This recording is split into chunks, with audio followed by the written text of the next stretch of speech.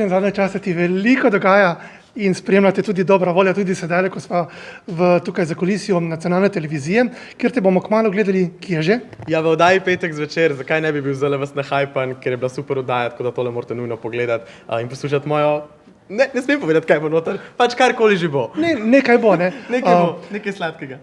Kaj vse počneš o petkih zvečer? V petkih zvečer ponavadi sicer koncertiram, kdaj tudi malo požuram, tako da odvisno od petka, ampak tele petke oziroma ta petek se gledamo v oddaji, drugače pa upam, da na odrih.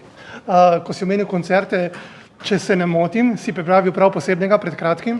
Ja, pred kratkim sem imel en tak velik koncert v mojem domačem kraju v Besnici pri Kranju in zdaj postaja že tako kar tradicija, tako da sem bil ful vesel, da so se ljudje odzvali kljub vsem ukrepom in prišli.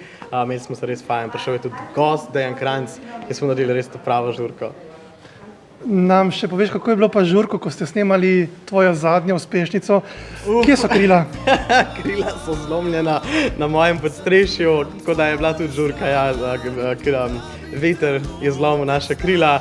Bili smo povsod, pa malo v Beogradu, pa malo v Italiji, pa malo na Pagu, pa tudi v Portorožu, tako da povsod malo, veš, ko smo imeli krila, pa smo rekli, kamorkoli gremo, smo hitri, tako da spot je res nekaj izjemnega, noter imamo tudi dva iz Dominikanske republike, tako da smo šli tudi malo internacionalno in je tako ful lepo za pogledati. Torej lahko tudi zdaj poletiš, če prav razumem. Ja, ko Lucifer, samo naprej. Lucifer, pa gremo!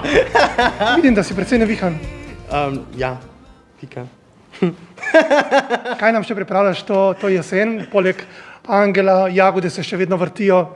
Ja, kaj še pripravljam, ne vem, nič novega še zaenkrat, pišemo pa že, v bistvu, oziroma snujemo ene ideje, kaj več, vedno ostajam skrivnosten, to me vedno vprašaš, kaj bo novega in pol vedno rečem, bom povedal kmalu, tako da evo, povem kmalu.